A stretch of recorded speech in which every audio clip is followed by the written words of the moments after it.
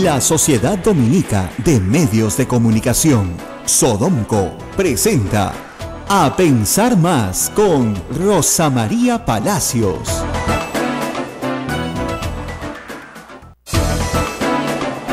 De la mañana en punto, bienvenidos. Hoy es jueves 7 de septiembre del año 2017 y estamos con Rosa María Palacios. Hola, Rosa María. Muy buenos días, amigos. Tenemos muchas noticias en el Perú, pero también noticias internacionales que nos van llevando de una situación de emergencia crítica en la temporada de huracanes. Temporada de huracanes en el Caribe, temporada de huracanes en el Golfo de México también.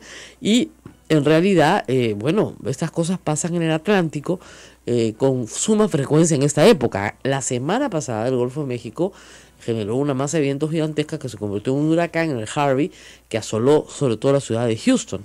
Pero en este momento hay un huracán grado 5. La última vez que yo vi un huracán grado 5 fue hace 25 años, el Andrew, que destrozó Miami. Y este es grado 5.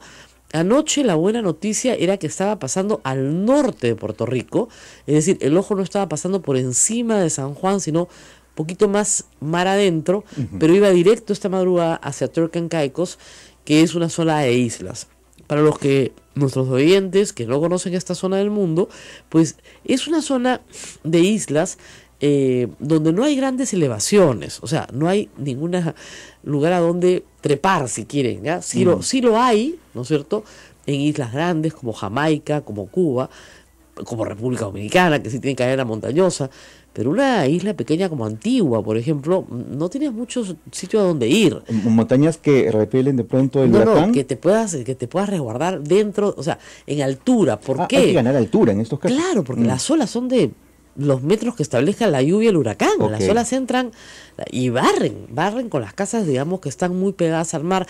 Y la mayoría de estas islas, sus ubicaciones urbanas, digamos, están pegadas al mar. ¿Por qué? Porque son turísticas. Así es. Viven básicamente del turista de los Estados Unidos y de Europa, que va a pasar sus vacaciones, ¿a dónde? A la orilla del mar, que es lo lógico. Ahora, son construcciones básicamente de madera, de drywall, muy, muy inestables, y cada 25 años estos países se reconstruyen enteros. Según el reporte ayer, 99% de las construcciones en Antigua están destruidas. Eso incluye muchísima infraestructura hotelera. En Barbuda y en Antigua es donde primero han caído. Yo conozco Antigua, es una isla preciosa realmente, pero la conozco en el año 91 y te estaba contando que esas cosas que tenemos a veces los chanconcitos, nos buscamos una iglesia católica que había, y fíjate que eso ha sido colonia británica, ¿no? Entonces sí había una iglesia católica, y a la hora de las peticiones, yo era nueva, pues, ¿no? Joven, era el 91, de repente, Señor, te rogamos que en esta temporada de huracanes tengas misericordia de nosotros. Estaban en plena temporada de huracanes. Sí, entonces yo miré y yo no tenía ni idea, era octubre, pero dice, ¿estamos en temporada de huracanes? ¿No? Nadie me ha dicho nada, ¿qué hacemos aquí? Entonces, la temporada de huracanes va hasta noviembre, ¿eh? Es bien larga. Y es bien larga porque tiene que ver con el calentamiento del agua, del mar. Y bueno, efectivamente, cuando preguntamos de acá, ¿dónde está pues la parte colonial, antigua? En las islas del Caribe lo que sobrevive mucho es lo que se hizo de piedra.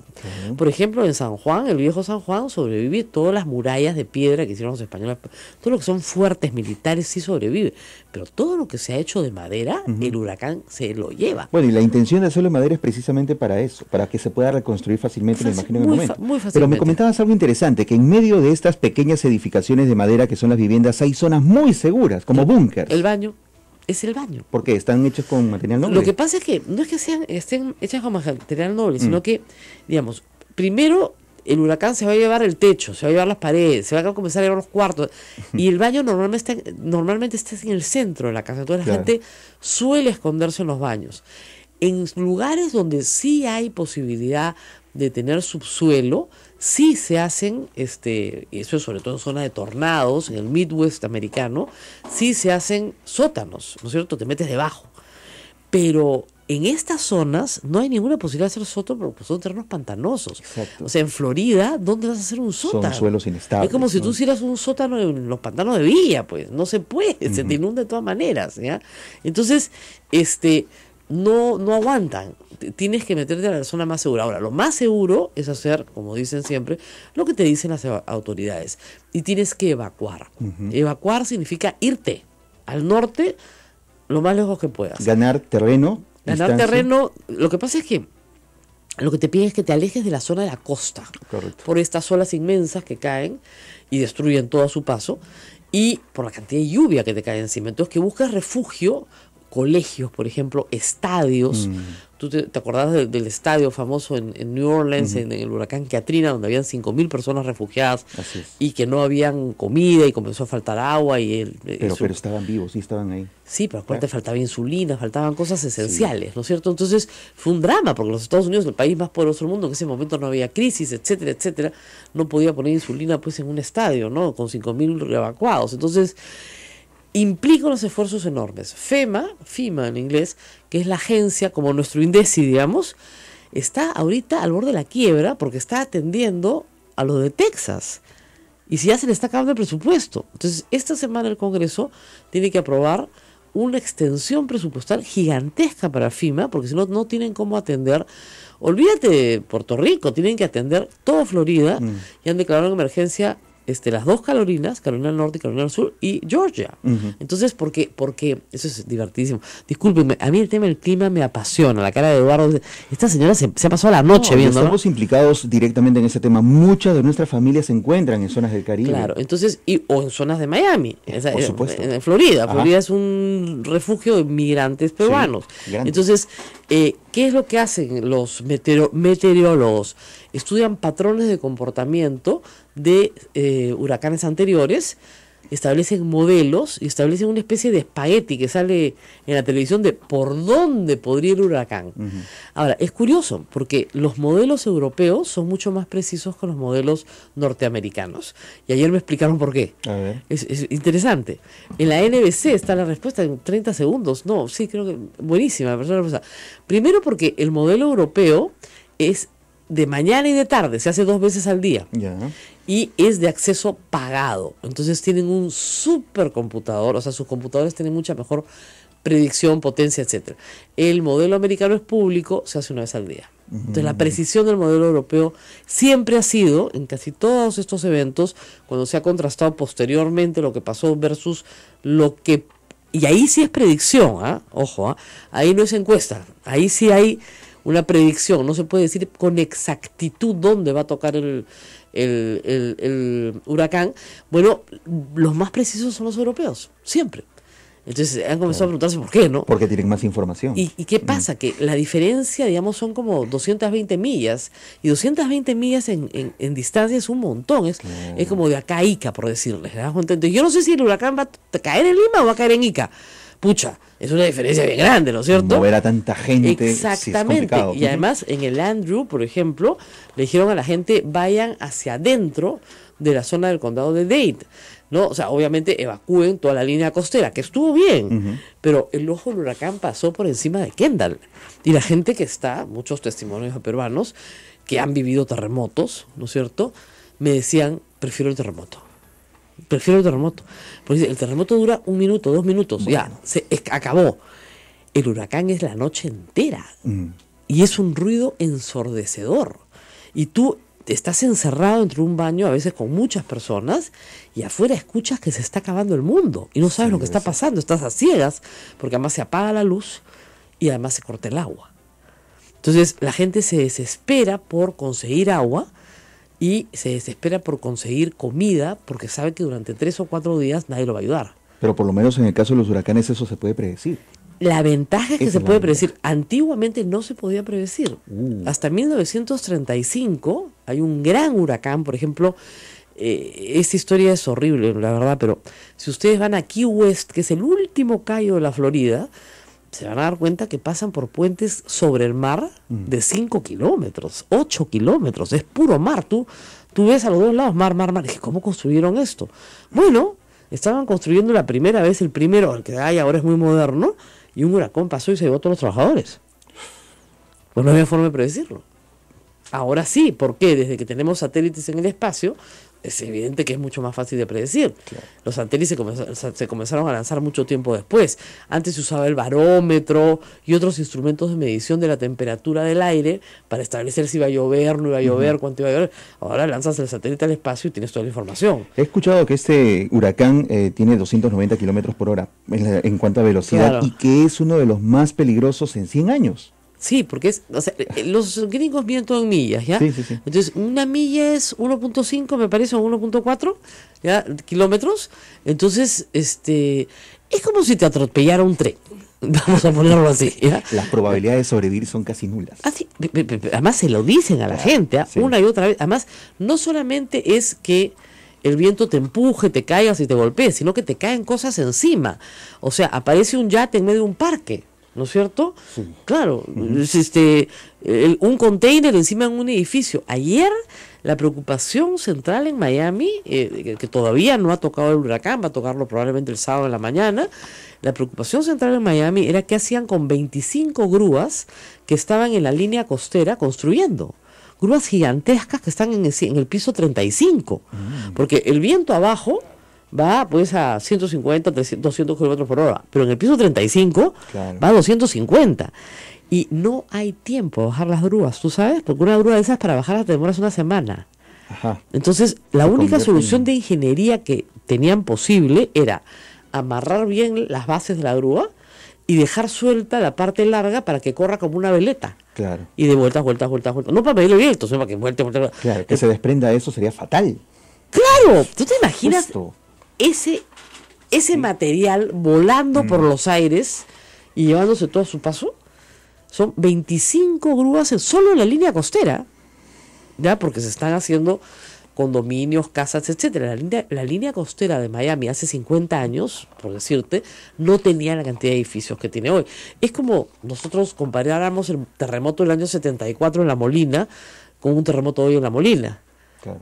No tenemos las mismas construcciones, ¿ya?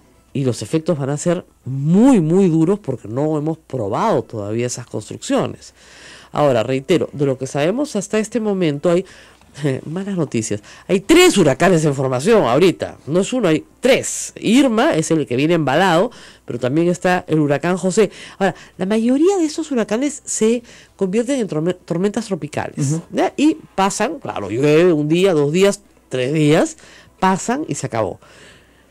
Pero Florida pues es verde por algo, se dan cuenta, porque llueve muchísimo. Pero los que sí se mantienen como huracán, apenas tocan tierra, pierden fuerza. Lo que pasa con el huracán Irma es que solo ha tocado tierra en Barbuda y Antigua, Ajá. de ahí no ha tocado en San Juan, se está yendo de frente sobre Turks Caicos, y de ahí va por la costa de República Dominicana y sobre Cuba. Digamos, no está descargando las fuerzas, Exactamente. está yendo Ahora, con todo. apenas toca los Cayos y Florida, ya mainland, como se llama, o sea, la tierra firme, si quieres, ahí va a bajar su potencia y pasa a ser un huracán de grado 5 a un grado 4. Pero el grado 5, como les digo, no hay uno hace 25 años. Uf. Y se mide por la intensidad del viento. Y como me explicaron ayer, es igual que como los terremotos. No es que el terremoto, que cuando nosotros decimos es 0.5, ya el 0.6 es un poquito más y el 0.7 un poquito más que el 6. No. Es exponencial. Entonces, un huracán grado 5 es 500 veces más destructivo que un huracán grado 1. O sea, el 1 es 1, el 2 es 10, el 3 es 100. ¿Se dan cuenta? O sea, va subiendo hasta que llegas a 500 veces más destructivo. Es recontra destructivo. Terrible. Terrible. Ahora, también hay que decir que en el paso de los años, porque para eso sirve la tecnología, se ha inventado muchísima tecnología anti-huracán. Ujú. O sea, ventanas que parecen que son vidrios, ¿no? Pero que parecen de acero, que no pasa nada. Que evitan que las cosas entren y destrocen lo que está en el contenido de la casa, por ejemplo, ¿no? Entonces sí hay tecnología nueva y se va a probar en este huracán. Ese es el tema, que se pruebe en el momento catastrófico, ¿no? Y Bueno, no se puede probar. claro, has probado en el laboratorio. Pero a ver, crea 290 kilómetros de aire por hora, es bien complicado. Claro, ¿no? se crea en el laboratorio, pero una vez que, por ejemplo, la Católica, que tiene la mesa basculante para hacer terremotos, Ajá, sí. ahí se prueban las técnicas de construcción. Así es. Pero todo científico sabe que la naturaleza es la verdadera prueba, ¿no? Entonces eso es lo que hay que ver ahora. Bien. Nos vamos a la pausa y a todos nuestros amigos que nos escuchan en los Estados Unidos, que sé que son muchísimos, pues a obedecer las indicaciones, ¿no? Acá en el Perú también. Si nos avisan que hay que hacer algo, hay que hacerlo. O sea, no sea peruanito, como digo, no se me haga el peruanito. No espere todo el último momento. Claro, y hay las colas muy largas, muy largas de evacuación, porque la entrada a Los Cayos es una sola carretera, no hay otra, ¿ya? Es una, la US One, no hay otra. O sea, o te vas por esa o te vas por esa. Y una vez que entras, digamos, a tierra firme, no hay muchas vías de evacuación. Si usted ve el mapa, digamos, de los Estados Unidos, Florida pues es una tripa larga, y usted tiene que ir hacia el norte, no hay muchas, o sea, ¿no es cierto? No hay mucho, tienes que ir de sur, colas y colas. claro, tienes que ir de sur a norte, no hay otra forma, y son muchas, y además es que escasea la gasolina inmediatamente, y porque la gente se queda botada sin gasolina, a no sé, pues 300, 400 o 500 kilómetros, pero ya sabe que no puede ir más lejos. Entonces tienes que saber dónde están los refugios, porque sí, los condados ponen refugios. Entonces hay que saber, sobre todo si se va con niños, ¿no? Pausa y volvemos.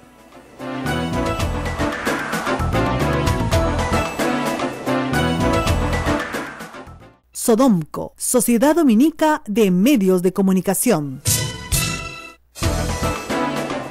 8 de la mañana, 19 minutos, continuamos. Esto es A Pensar Más en la Sociedad Dominica de Medios de Comunicación. Estamos con Radio Santa Rosa en Lima, también en Facebook Live, en donde ustedes pueden dejar sus comentarios y también sus preguntas. Radio Santo Domingo RSD Chimbote, Radio San Martín Arequipa, Radio Veritas RTV Cusco, Radio Cepagua Ucayali y también con Radio Quillabamba La Convención y Radio Madre de Dios en Puerto Maldonado, que se prepara para la visita del Papa Francisco. Estamos con Rosa María Palacios y nuestro invitado hoy, el doctor Carlos Rivera. Adelante. Carlos sabe todo lo que vamos, pero no sabe cómo llegar. Le estamos explicando acá todas las rutas posibles. Parezco el huracán Irma. Una ruta que no es nada comercial, que creo que los mapas de Uber deberían considerarlo para llegar al centro. Ni la cuentes. Era como por eso te digo. La época en que yo trabajaba en Exitosa y Mía por el Cerro Armatambo, hasta los taxistas me miraban. Dele, Lego, yo sé por dónde lo estoy llevando, cacho. Este es un paseo paisajista, 3 huacas por lo menos, la huaca Lechuza, la huaca Armatambo. Una ruta histórica. Usted conoce todo. O sea, yo salgo, digamos, de Miraflores, no es por nada, hasta Villa, sin un solo semáforo, del agua, sin un semáforo, pero no, hay que ser rutero acá en Lima, o sea, tienes que imaginar, y los horarios, ¿no? Los horarios son, mira, si tú sales de tu casa, sales de la casa a las 7 de la mañana, ya no puedes entrar a la vía expresa, pues. Ya fuiste. 6:30, la vía expresa, tranquilo. A partir de las 7:15, 7:30, o ahorita, a todos mis amigos que están atrapados en la Javier Prado, como dicen, el último infierno del cual Dante se olvidó ¿no? De graficar. De graficar, porque ahí está. Sí. Bueno, vamos a hablar de otra historia. Hoy está con nosotros Carlos Rivera, porque se inicia el caso El Frontón. El caso El Frontón es un caso muy antiguo. Probablemente muchos de nuestros oyentes no habían nacido cuando sucedió. 31 años. 31 años, así es.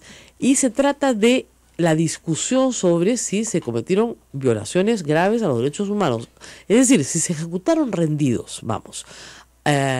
Hubo un motín coordinado de grupos del Sendero Luminoso, básicamente, porque MRTA en ese momento no fue protagonista, en 3 penales, a la vez. Lurigancho, Santa Bárbara, que era el penal de mujeres en ese entonces, y El Frontón. Los 3 fueron develados de distintas maneras. En Santa Bárbara murieron 2 mujeres. En Lurigancho, donde más personas murieron y donde más probado está que fueron ejecutados extrajudicialmente, porque los fueron sacando de uno en uno y los fueron fusilando, más de 300 presos. Y finalmente en El Frontón, donde sí efectivamente hubo una confrontación. La Marina estuvo a cargo del develamiento de ese motín y hubo una confrontación donde murieron también marinos, o sea que hubo un intercambio de fuerza. La discusión acá se parece un poco al caso de la Embajada del Japón, ¿no? Es qué pasa después de que la Marina toma el control, ¿no es cierto? Y según las investigaciones, y el IDL se ha acompañado este proceso, sobre todo a los deudos de las víctimas, según estas investigaciones, pues a algunas personas se les torturó o se les ejecutó después de estar rendidas. Carlos Rivera está con nosotros. Creo que lo he resumido a toda velocidad. Sí. Ahora, Gracias, una pregunta que siempre la gente me hace. Si en Lurigancho está requete probado que hubo ejecuciones extrajudiciales, ¿no es cierto? ¿Por qué nunca se siguió el caso Lurigancho?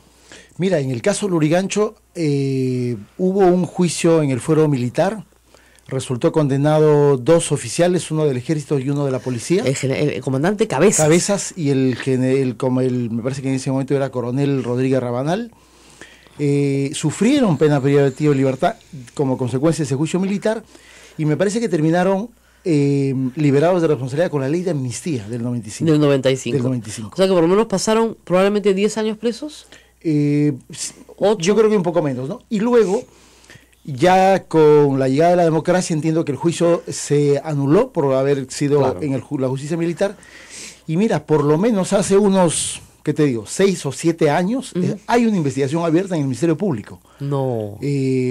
Más o menos conozco la investigación, es una magnífica investigación en términos forenses, es decir, del descubrimiento del lugar de los entierros, de la identificación de las víctimas, de familiares. En eso creo que es una investigación ejemplar, pero no se ha formulado denuncia, con lo cual, en realidad... ¿Qué le pasa al Poder Judicial, a la Fiscalía que no formula acusación? En este tema no hay forma de entender, en realidad, como tú has diagnosticado de manera súper correcta.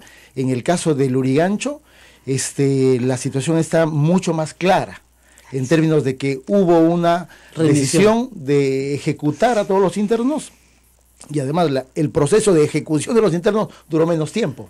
Para la madrugada del día 19, porque hay que recordar esto comienza en la mañana del 18 de junio y por lo menos en el tema del frontón termina en la tarde del día 19, en realidad en el caso del Lurigancho es una cuestión de pocas horas. A ver, en un boquete, para los que no están familiarizados, en uno de los pabellones donde estaba el pabellón B, me parece, donde estaban todos los terroristas, la policía... El pabellón industrial. Industrial, perdón. Abren este boquete, hay fotografías del boquete, y por ahí entran y los sacan. Sí, a todos. A todos. Los forman y comienzan a fusilarlos de uno a uno. No hay toma de rehenes en este caso, como sí en el caso del Frontón. No, claro. No hay captura de armamento de personal del INPE. En el caso del Frontón sí lo hubo. Y no quedó, les cuento, no quedó nadie. No quedó nadie. Así es. No quedó uno. Los mataron a todos. Exactamente. O sea, te digo, además con gran eficacia. Más te demoras en matar ovejas, te digo, fue una cosa, carnicería. No solamente eso es dejar que no haya ningún tipo de prueba. Solamente eso, sino que estas personas fueron enterradas en distintos lugares del Lima, en cementerios, sí, en tumbas CNN, y no se les quiso entregar a los familiares los cadáveres de los muertos. Eso, Rosa María, ya en el curso de las investigaciones del caso del Frontón, se ha develado que eso fue una decisión del presidente de la República. Así es. Lamentablemente. Y Alan García jamás ha asumido responsabilidad por eso, como revela después, para los interesados, el informe Ames. Sí. El informe de los penales, un caso de una comisión investigadora que, la única que yo recuerdo, una de las pocas, que es un informe decente, que es un libro, lo tengo, ese hay que reeditarlo, como el de Pedro Cateriano, bien bueno. De verdad. Es un magnífico informe. Es un informe completo. Sobre el caso Frontón. Sobre el caso penal. Se llama el caso de los penales. Es un paquete de investigación. ¿Y qué pasaba? Que en Lima se estaba reuniendo la Internacional Socialista y Alan García era el gran anfitrión joven político latinoamericano. La presidencia de Willy Brandt en Lima, exactamente. ¿no? O sea, entonces era poca cosa. Le estaban malogrando la fiesta. Su fiesta. ¿Te das cuenta? Entonces acá me develan los motines a como dé lugar. ¿Ya? Lo de Santa Bárbara, murieron 2 mujeres, nunca supimos qué pasó ni por qué, porque no hubo ni siquiera una investigación. Y quedó el Frontón. Ahora, ¿por qué en el caso del Frontón ha habido tanta perseverancia? ¿Porque han habido sobrevivientes, usted cree? Porque en el caso del Frontón hay diversas circunstancias. Efectivamente es un escenario completamente diferente al del Lurigancho. Completamente diferente. Es una acción concertada sin ninguna duda. Sendero busca justamente golpear políticamente al gobierno aprista. Así es. Ante la presencia de muchos medios de comunicación internacional como consecuencia de este Congreso de la Internacional Socialista, ¿no? Y en el caso del Frontón comienza a presentarse una circunstancia diferente. Hay la captura de 3 rehenes, 3 agentes del INPE, armados, y se les quita su armamento. Y eso es lo que origina que en un primer momento hay una intervención de la Guardia Republicana, que en ese momento era la encargada de la vigilancia de los penales.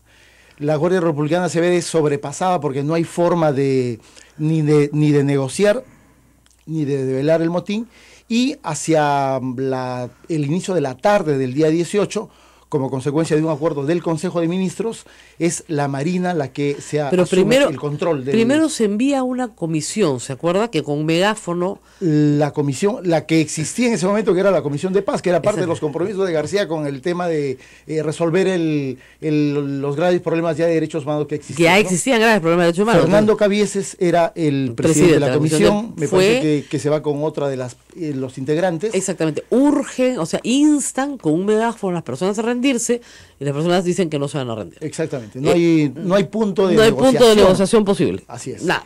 Entonces, empieza una acción militar. Así es, sí. No hay discusión sobre que la operación militar era legítima. Era una operación legítima, sin duda alguna. Sin duda alguna. Entonces, ¿dónde está entonces el problema de graves violaciones de derechos humanos? A ver, hay dos momentos. Luego ya que la Marina encarga la zona naval del Callao, y la zona naval del Callao decide enviar a la Fuerza de Operaciones Especiales, que en ese momento era jefaturada por el capitán de navío Luis Jean-Pietri Rojas, luego vicepresidente de la República. Al inicio... para el lenguaje común de la gente, los FOES. Los FOES, efectivamente. Entraron una fuerza especial de especializada, la Marina, ¿no? Ahí comienza a haber una intervención paralela en términos de la intervención de las Fuerzas Armadas, la Marina, y según la versión de Jean-Pietri, del encargado y representante del presidente de la República, el señor Agustín Mantilla. Exactamente, que era viceministro del Interior. ¿Ministro o viceministro? Viceministro del Interior. Jean-Pietri, en por lo menos 3 declaraciones distintas, cuando es testigo en la investigación del Ministerio Público, cuando es testigo en el proceso penal, él señala que hay una orden de la segunda zona naval de la Marina, y la orden es: atiende los pedidos del señor Mantilla, porque es el representante del presidente de la República. Muy bien. Y el representante del presidente de la República es un poco el que marca la pauta del inicio de la intervención militar. Muy es bien. una cosa que se ha cuestionado a Jean-Pietri en el curso de sus declaraciones, y él lo que ha señalado que él tenía ese encargo y esa orden. Esa es que su él, orden.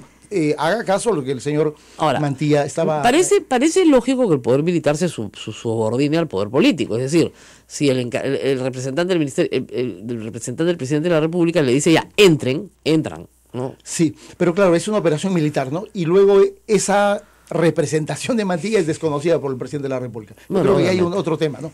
Pero en términos de la operación propiamente militar hay dos momentos. Un momento en el que efectivamente hay un nivel de enfrentamiento armado, mutuo, porque hay 3 senderistas que tienen armas de fuego, ¿no es cierto? Mueren militares también. Mueren 3 infantes de marina como consecuencia de la acción de parte de los senderistas. Y luego ya hay un absoluto sometimiento de la gente de Sendero y de los que estaban en el llamado pabellón azul al poder militar de la Marina, ¿no es cierto? Obviamente ya hay una acción en términos de dimensión de la capacidad militar absolutamente superior. Ahora, de parte de eso la está Marina, ¿no? fotografiado. Totalmente fotografiado. Así es. Y ya luego del proceso el inicio del proceso de rendición, que se da tempranamente la noche del 18, y hay un proceso que la Fiscalía identifica que es parte de las violaciones a derechos humanos de los internos, ¿no? Y es en ese proceso que podemos identificar, es el inicio de la segunda etapa de la operación militar, en el que ya la Fiscalía identifica que hay por lo menos 3 formas de eliminación en tiempos diferentes de los internos. La Fiscalía establece que hay un primer proceso de eliminación por un método de contrición, dice la Marina, que es porque está demostrado que el pabellón azul es derrumbado con el... Hay un equipo de demolición. Específico de aplastar a los internos. Ya.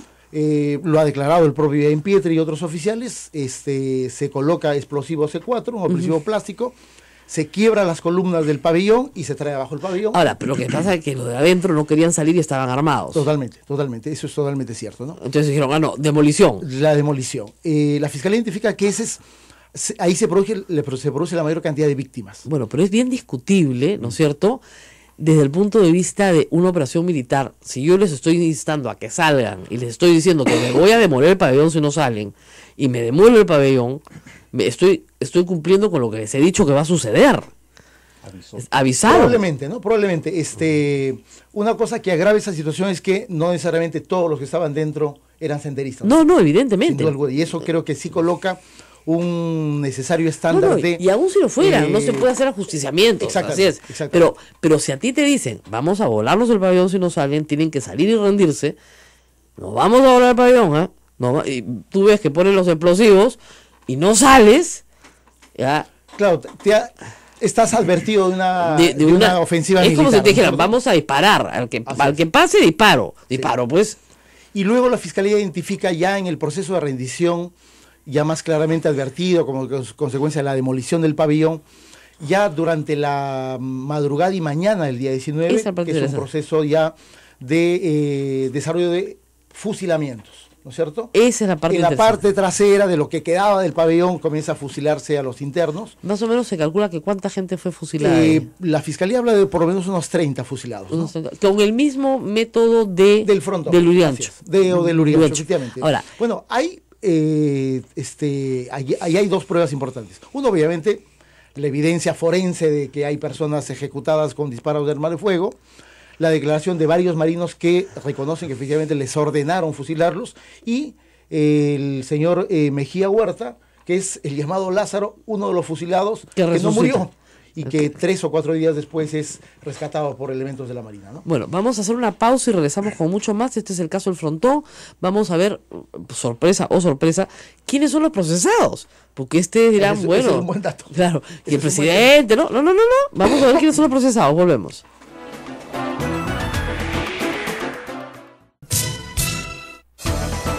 Sodonco, la Sociedad Dominica de Medios de Comunicación. Rosa María Palacios conversa con el doctor Carlos Rivera, director y abogado del Instituto de Defensa Legal. Claro, estábamos hablando de la torpeza del gobierno García, porque ustedes imaginarán la cantidad de gente que fue luego reclutada por Sendero para buscar a su pariente. Aprovechándose de una necesidad. Claro, o sea, porque como los cadáveres los escondieron, venían los abogados democráticos y te decían, nosotros vamos a conseguir abogados democráticos. Así se llamaban, pues. Marta Guatay, que está por salir, era la dirigente de un brazo de Sendero Luminoso, el brazo legal de Sendero Luminoso, que se hacía llamar los abogados democráticos. ¿Cómo decir ahora Movadef? Exactamente, correcto. Pero no, pues era un órgano, como Sendero decía, es un organismo generado por el partido, ¿no? Pero obviamente era un... Más identificado, participaban en todos los juicios de los terroristas. Wow. Y además, obviamente, miraban al juez a la cara y le decían que lo que iba a pasar. Olvídate, Sendero en esa parte legal la tenía perfectamente dominada. Correcto. ¿Ya? Y Marta Guatay era la cabeza de esta organización. Sí, claro. Después se militarizó en los abogados democráticos, claro, ¿no? Ya hacia el año 90, 92. Claro. Pero en los 80 sí cumplió un trabajo importante para Sendero, ¿no? Claro, que reclutar. Imagínate, pues todas estas familias, en Lurigancho nomás hubieron 300 muertos. En el Frontón, ¿cuántos muertos? Se identifica 133, claro, sospecho que son más. O sea, mira, bajo esa promesa de devolver a los cuerpos, 450 familias reclutaban nuevas personas. ¡Claro! Porque además muchos creían que su familiar era inocente, ¿ya? Y que no les querían entregar el cadáver, ¿no es cierto? Que los habían asesinado además. Claro. Les juraban odio eterno al gobierno por haberlos asesinado. Y listo, pues. Entonces ahí tenías a los hijos. Puente a la radicalización de los familiares, ¿no? Claro, pero sí, es que no se puede ser más torpe en el manejo. Pero en fin, ya, hablando de eso. ¿Quiénes están procesados en este caso el Frontón? Solamente los autores materiales, ¿no? Un grupo de autores materiales. El caso tiene varias etapas, ¿no? Una primera etapa muy larga en la que no ocurre nada. El año 95, de las más de 30 sentencias de la Corte, la primera que emite la Corte contra el Estado peruano es el caso de Negra Alegría, también 2 víctimas del Frontón. Claro. Luego el IDL recurre a la Comisión Interamericana con el caso de Norberto Durán y Gabriel Ugarte, el caso de Durán Ugarte, en el que obtenemos una sentencia el año 2000. Esa sentencia sí ya tiene consecuencias porque la Corte ya ordena que el Estado peruano desarrolle investigaciones. Se inicia una investigación el año 2001, ya en el Ministerio Público. En el juicio de la Corte nos descubrimos una cosa que no sabíamos en absoluto, que era que había ocurrido un juicio militar entre el año 86 y el año 89. Cosa que había sido completamente secreto. El señor Tapia, actual abogado de los militares, era el agente del Estado peruano, y le dijo a la Corte que no podía haber un nuevo juicio porque ya estaban juzgados. Y la Corte dijo, oye, ¿pero qué juicio? Se le informó que había existido un juicio en la sede militar. 111 marinos procesados, 111 marinos absueltos. Lógico. Obviamente, ¿no? Ya. Se inicia una investigación en el año 2001, el año 2002 se archiva el caso, en abril del 2001, nosotros apelamos y al mes siguiente un fiscal superior, Carlos Navas, confirma el archivamiento. Después Carlos Navas Rosa María sería designado por Alan García como miembro de un tribunal de la OCE. Si ocurriría, hoy día sería un escándalo, ¿no es cierto? Claro, lógico. En esa época nosotros... Y en el año 2002, la Corte Interamericana emite una resolución de cumplimiento y le dice al Estado peruano que no ustedes tienen que reabrir el caso. Así es. Y el caso continúa, y en diciembre del 2004, el fiscal Mario González formula una primera denuncia solamente contra 10 marinos. Ahí es ¿Solamente contra quién? 10 marinos. 10 marinos. Ya. Y es ahí cuando que incluían a Ianpietri ahí. No. Son 10 elementos operativos de la FODES, pero nada más. Ya. Y archiva la investigación a favor de García, Ianpietri, Nicolini, Arnaiz, Mantilla, todos los que podrían ser considerados como autores inmediatos, ¿no? Por lo tanto, ahí comienza a haber dos líneas paralelas, contemporáneas. En enero del 2005 se abre el proceso penal, que hasta es el que mañana comienza el juicio, y a la par hay una vía de apelación al interior del Ministerio Público.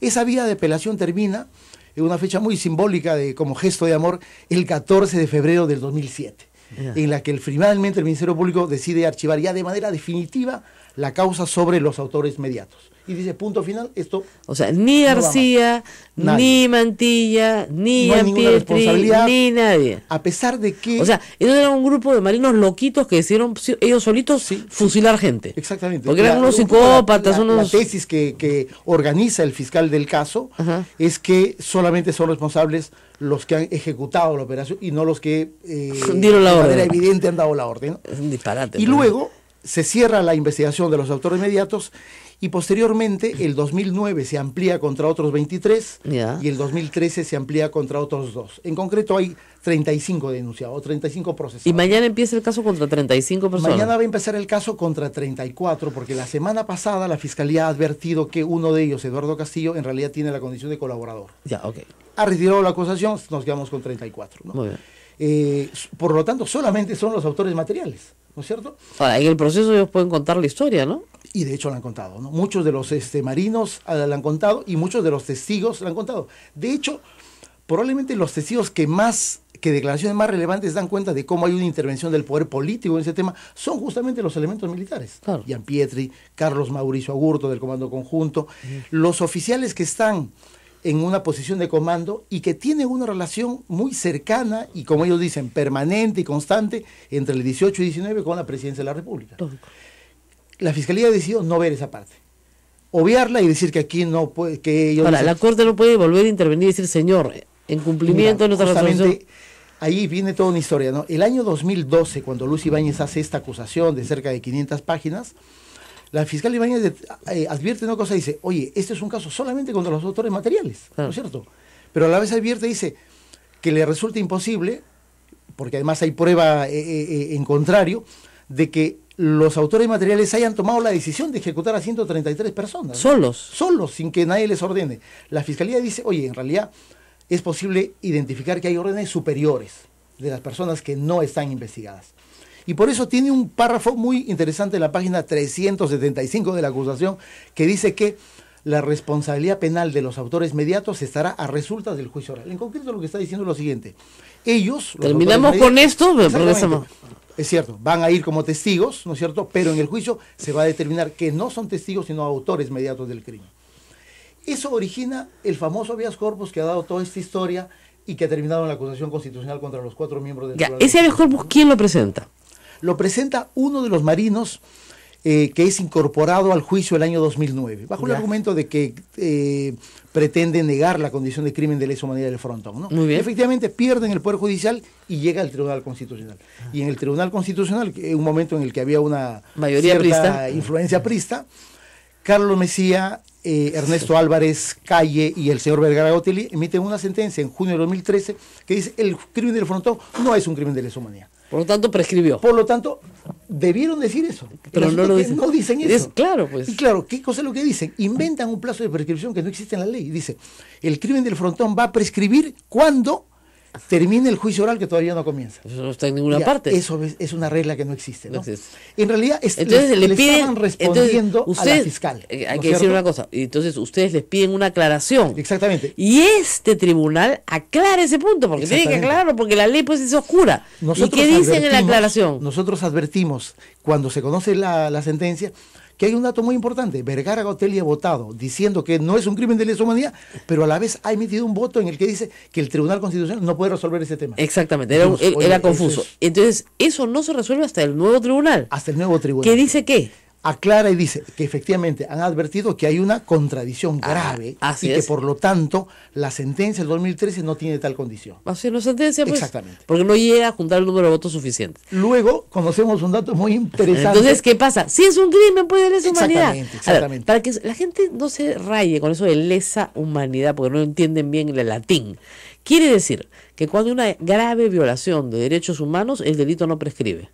¿Ya? Así es, Eso así es todo. es, sí. Entonces, Alan García, que es un hombre amante de la prescripción, enamorado de la prescripción, ¿no? Ya, lean el libro del señor Cateriano, a las pruebas me remito. Exactamente. En este no se puede eximir pues de la prescripción. Eso es lo que lo tiene aterrado. Por Entonces, eso hay una manipulación del Tribunal Constitucional para buscar una sentencia que en realidad yo creo que poco les importa el marino que Claro, hizo el habeas habeas corpus. corpus. En realidad esa sentencia y ahora esta inusitada acción y alterada defensa de algunos del quieren Congreso una denuncia en realidad constitucional tiene contra el un TC. solo beneficiario, que es el señor Alan García. No hay Claro, más personas. claro. Es para ellos lo que quieren es que cuando termine el juicio, en el que yo creo que no les importa si los marinos son o no condenados, que no haya un segundo juicio. Claro. Porque ya la fiscal dijo, oye, en el segundo juicio me voy a llevar a los autores inmediatos.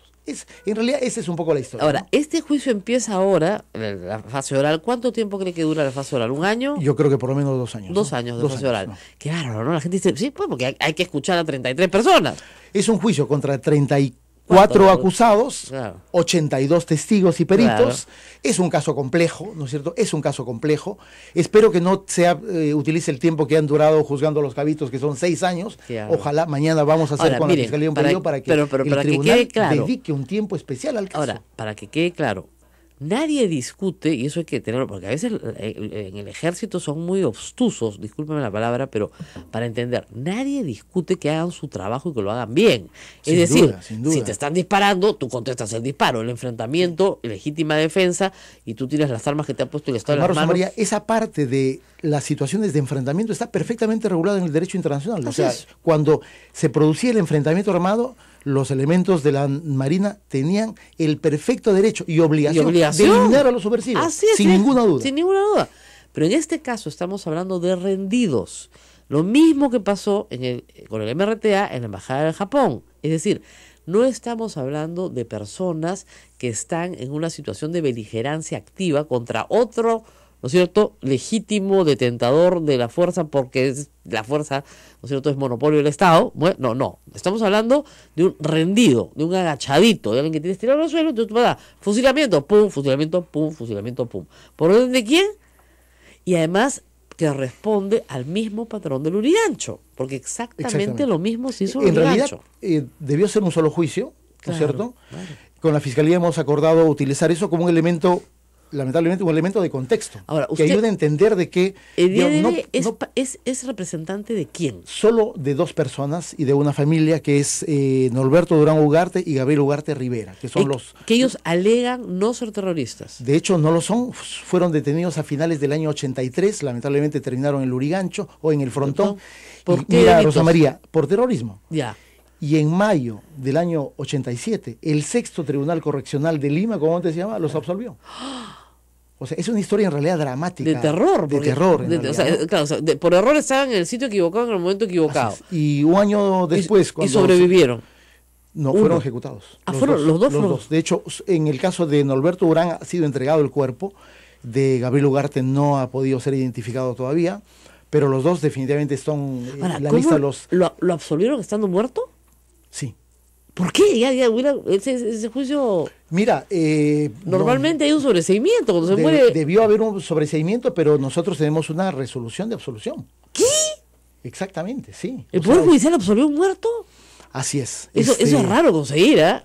Es raro conseguir. Nosotros, de hecho, no hemos intervenido. El IDL comienza a intervenir en el caso el año finales del 87, cuando ya esta situación se había dado, los familiares habían hecho habeas corpus, comenzamos a indagar cuál era la situación legal de ellos en el penal y nos encontramos indagando en los tribunales correccionales de época el expediente judicial en el que ellos son absueltos. Increíble. ¿Qué tal historia? O sea, en el caso que defendemos, en realidad hay una historia mucho más dramática. Claro, y para que entienda el público, lo que ellos piden es una reparación civil para las víctimas. Obviamente las personas no pueden resucitar, pero le están pidiendo al Estado peruano que repare a los deudos de estas personas porque efectivamente se les hizo un daño. O sea, digamos, todo aquel que hace un daño a otro tiene que repararlo. Esa es la norma universal, ¿ya? Eso tiene un artículo en el código que no te voy a explicar, pero mira, cada vez qué aburrido. ¿Ya? Veo un libro que realmente me sorprende aquí adelante.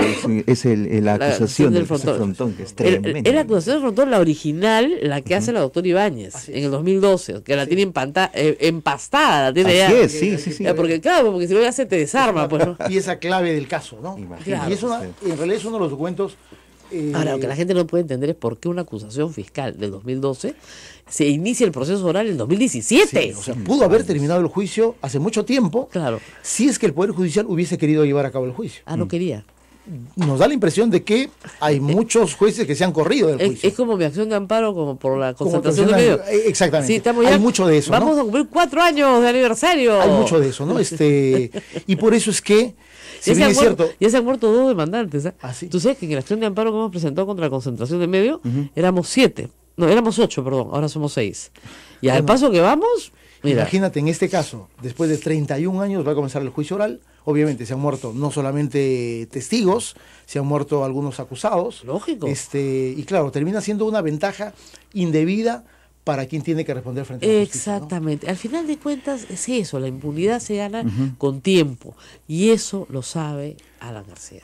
Mejor que nadie. No, sin ninguna duda. Ya, va a ser un juicio, yo creo, no solamente complejo por el dato procesal de la cantidad de acusados, la cantidad de testigos, sino también porque no nos cabe ninguna duda que, por ejemplo, este tema de la acusación contra los jueces del TC es como se suele decir, le pego a Juan para que escuche a Pablo, ¿no es cierto? O sea, obviamente que si te vas a bajar a 4 jueces del TC, ¿cómo va a percibir eso un juez del Poder Judicial? Digamos, contra mí, ¿qué van a poder hacer? ¿No es cierto? Le hablo a Juana para que escuche Chana. Exactamente. Ese dato va a ser muy complicado y es un dato político que está presente en el día de hoy. Hoy, acá tengo, Fujimorismo prepara denuncia constitucional contra miembros del TC. Otra, varias. ¿Por qué? Esta por el habeas corpus, que ya está presentada. Así es. Y otra más por el caso de la ley antitransfugismo. O sea, los van a volver locos.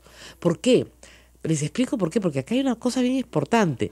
El único ente en el Perú que puede revisar la constitucionalidad de los actos del Congreso es el TC. No les gusta. ¿Y qué les va a gustar? No les gusta, ¿no? No les gusta el tutelaje. Se dieron cuenta que tienen tutor. Tienen, pues. Sí, claro. Tienen tutor. ¿Ya? Claro. Porque todos lo tenemos, porque el Tribunal Constitucional es el tutor de todos. No les gusta. Y quieren tener su propio tutor a su medida. Este caso y el día que Frontón saquen a los 4, salimos a protestar, pues. La vía más expeditiva y eficaz, porque claro, ya tiene un pequeño bloque al interior del Tribunal Constitucional, que pasen a tener 4 más es como sacarse la tinta, ¿no es cierto? Así es. Obviamente, ese es el riesgo. Y eso va a ocurrir entre hoy día y el mes de diciembre de este año. Correcto. Muy bien, muchísimas gracias. Hay Rosa María, algunos comentarios.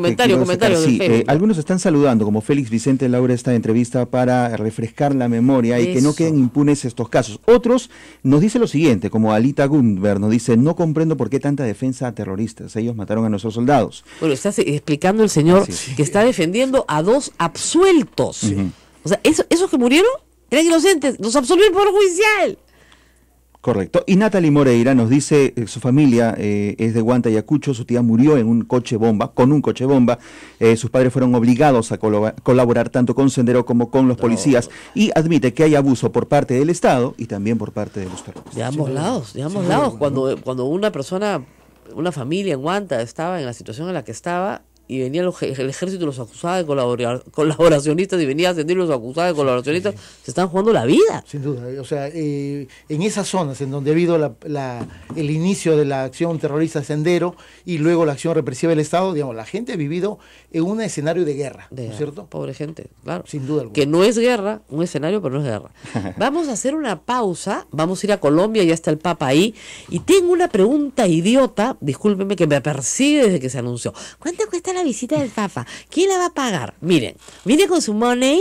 Mira, Danielito, te voy a contestar. Yo sé que los evangélicos están desesperados por boicotear a la visita del Papa y están en la onda de con mis hijos no te metas, no la unión civil y toda la vaina. Los católicos, yo lo he explicado, somos como el SUTEP. Nosotros somos patria roja. Los evangélicos son el CONARE, ¿ya?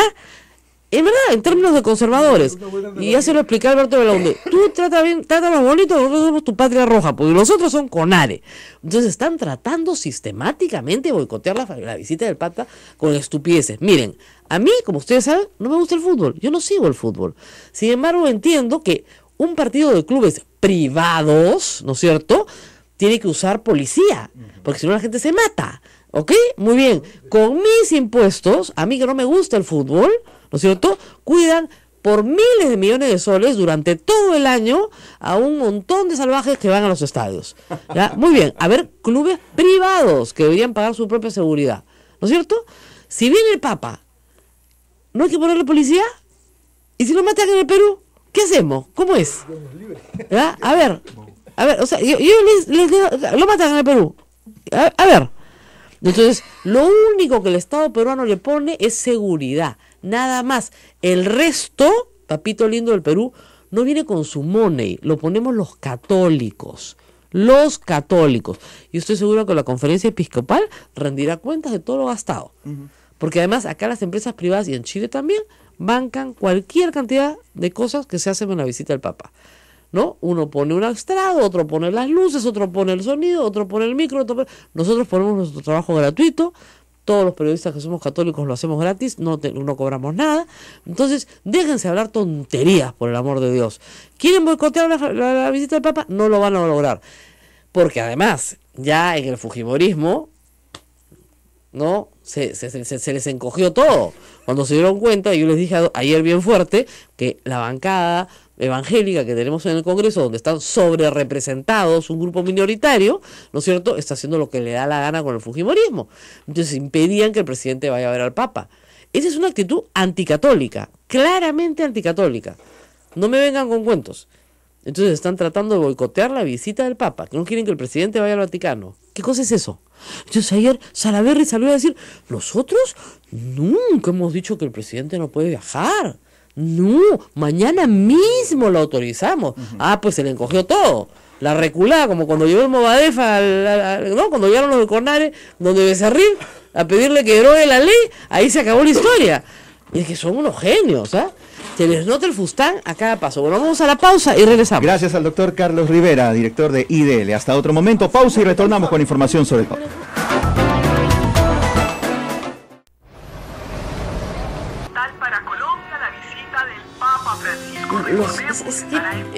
Realmente engalanada la ciudad. Mira, hermosa Bogotá.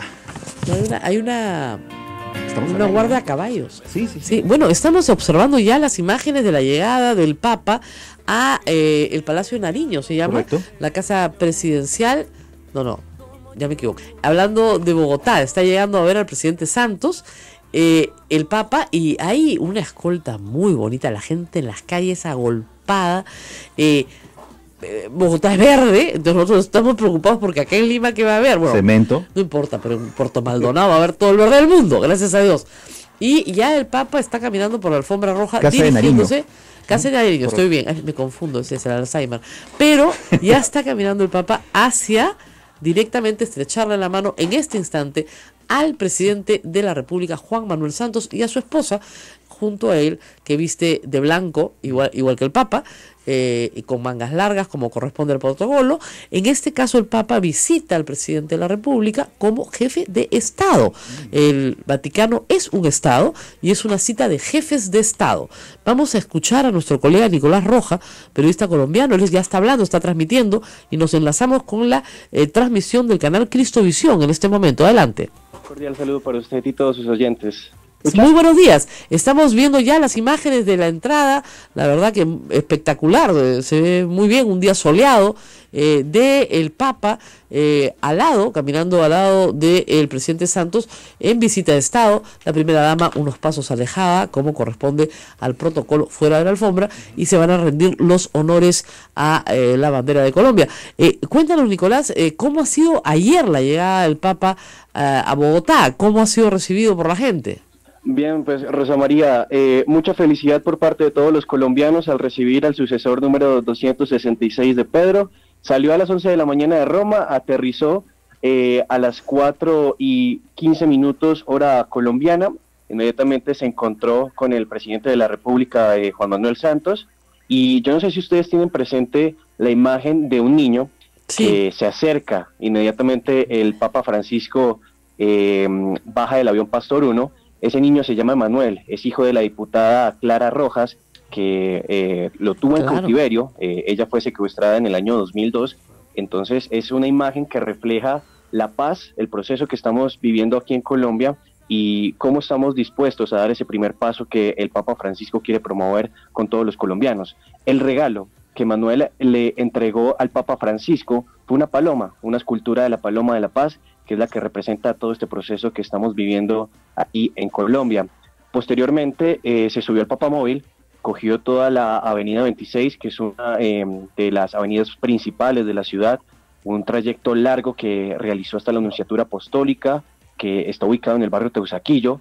15 kilómetros recorrió el Papa Francisco, mucha gente salió a saludarlo en las calles, él muy amable estuvo dispuesto a saludarlos, a darle su bendición, así como fue un momento solemne el que todos los colombianos vivimos ayer en la 26, así que bueno, estamos a la espera de lo que pueda suceder hoy con el Papa Francisco y en los próximos días que va a estar en Villavicencio, Cartagena y también en la ciudad de Medellín. Bueno, estamos viendo en este momento un acto especial. ¿Nos podrías describir qué es lo que está pasando? Claro, Rosa María, en este momento el Papa Francisco está con el presidente Juan Manuel Santos. Esa plaza es la Plaza de Armas, ubicada en la parte posterior del Palacio de Nariño.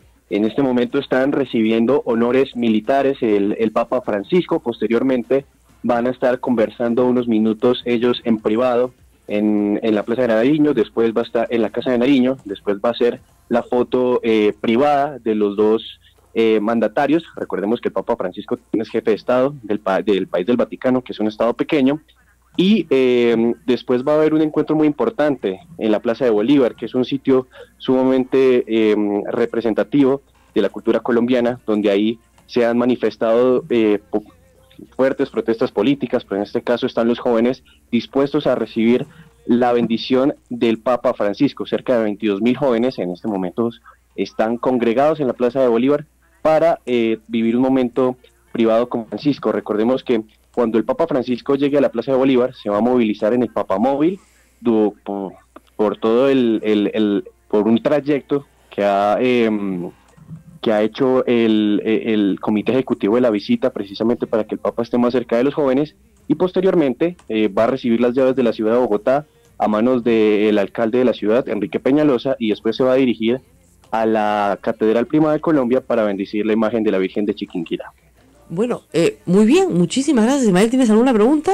No, de momento no. Pero estamos pendientes de la actividad del Papa. La Virgen de Chiquinquirá está bajo el cuidado de los frailes dominicos. Lógico, lógico, los dominicos estamos donde hay que estar.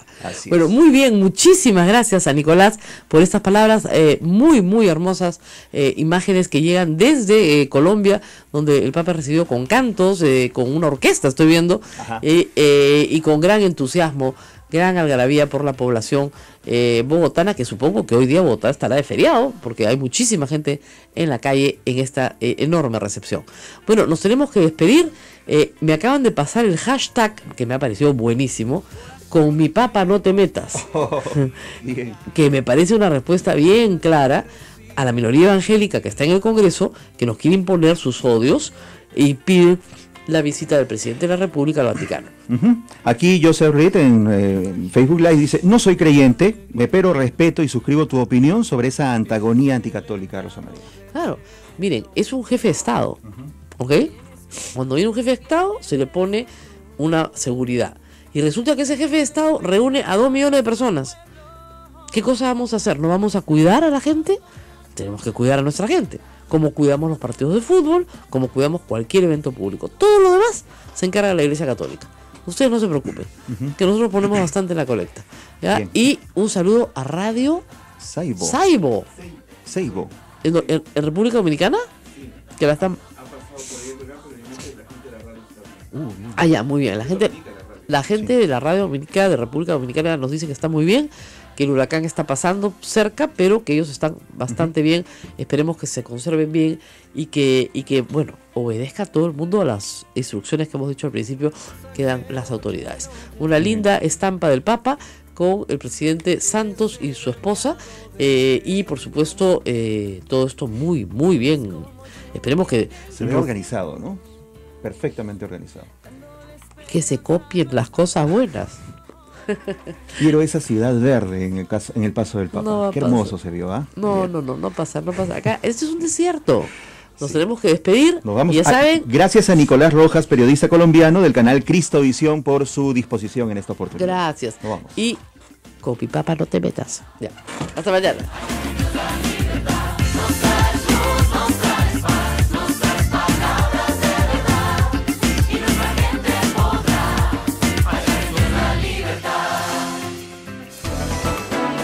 Hasta aquí, A Pensar Más con Rosa María Palacios. Este programa fue producido por la Sociedad Dominica de Medios de Comunicación, Sodomco.